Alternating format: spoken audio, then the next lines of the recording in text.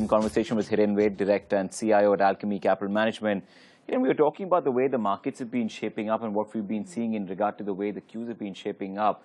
Before we start talking about themes, I want to get a comment from you because you recently come back from talking to investors in, both in US as well as across Asia. Has there been somewhat of a change in trend because after the Chinese volatility, has money started to once again flow back into the Indian markets? Last couple of days, what we've been seeing, flows have been positive. Well, I think, my sense talking to potential investors in the US was that I don't think that the long-term active money ever left India. I think some of the flow paused because I think it was more of the passive money which tends to follow, certain benchmarks, and everybody was underweight China. And then when China suddenly moves so dramatically, people have to, get in line. So I think some money did get diverted to China.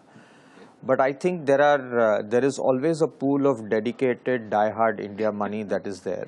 I think the only reason was that a couple of months ago, obviously the markets were at 9,000, 9,200. It was difficult to get value. Earnings were not that great. So I think people just stepped back a little bit and said, let there be a little more value in the market and we'll come back in. So I think it's less to do with China, more to do with the fact that India itself had kind of gotten a little ahead of itself, and people were just wanting to step back and wait a little bit until they saw some kind of value emerge. So my sense is that the India dedicated money will come back. But yeah, I mean the passive flows, the ETF money and a lot of the global funds who are benchmarked to MSCI, if suddenly MSCI China does well or a large emerging market like China does well, some money has to flow there if you are underweight. Okay, let's talk about some of the pockets of the market, which you're finding interesting right now. And you talked about new orders and infrastructure. Let's also look at themes like defense, railways, ports. Do you also see the same across some of those areas of the market? Yeah, sure. I mean, we have been pretty bullish on defense for a while now. We think that it's going to be a significant secular growth story going into the future. Because the focus of this government is to get a lot of the defense manufacturing done in-house versus giving preference to imports. And I think more importantly, if you look at all the key big players globally in defense, they all realize that India is going to be a large market that they would want to sell to in the near future. And they all believe that there is some part of their supply chain that they can start outsourcing from India.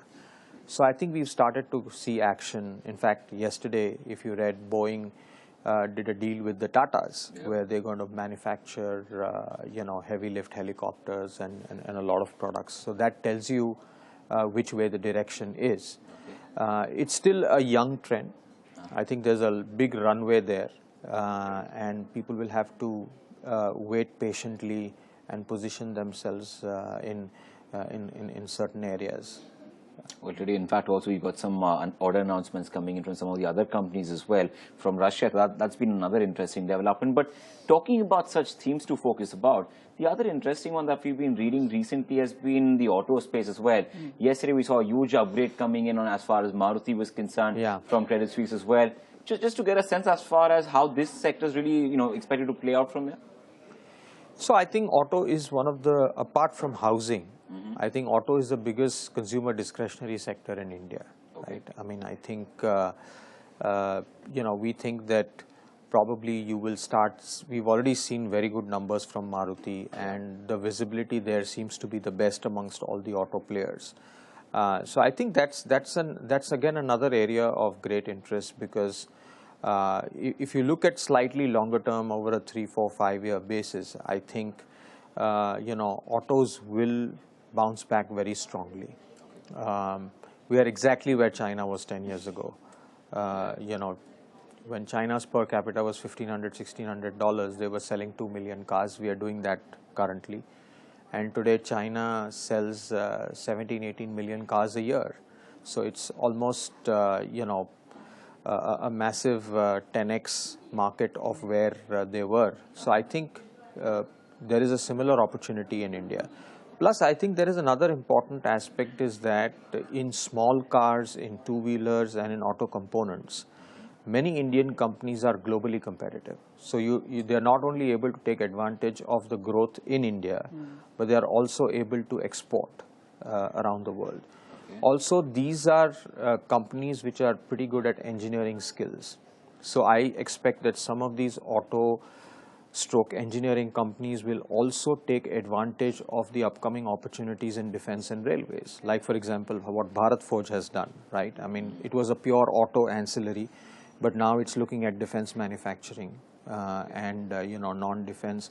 In fact, many of these companies are also doing things in renewable energy. For example, Sundaram Fasteners, which we only knew as a player in auto components, but now is doing business in renewable energy, where they are making fasteners for windmills, right? So those are new opportunities that are coming up for engineering companies, and I think that space has several companies in India, and it's quite interesting.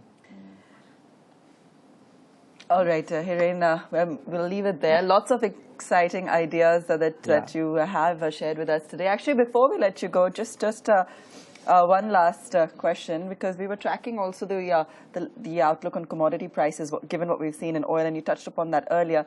But is the oil and gas pocket of the market, the OMCs, we saw post the Iran deal, a lot of the offshore companies also seeing a lot of traction. Yeah. Is that a space that you're eyeing just to see how things develop? It's a very interesting space. In fact, the oil and gas companies have been outperforming the market for a while now. And I think that given the liberalization in the subsidy regime, and given the fact that crude oil prices are likely to remain soft, some of the refining plays and OMCs could be a very interesting area that probably investors should watch out for. All right, Hiren, fair enough. Thanks so much for stopping by today and sharing your thoughts and perspective on the markets, as well as some themes to focus on. That's Hiren Ved there with his views on the market and the way he's looking at the strategy in the current scenario, and some themes to bet on going forward from here as well. That's a wrap on Market Guru. Stay tuned, more news coming up after this break.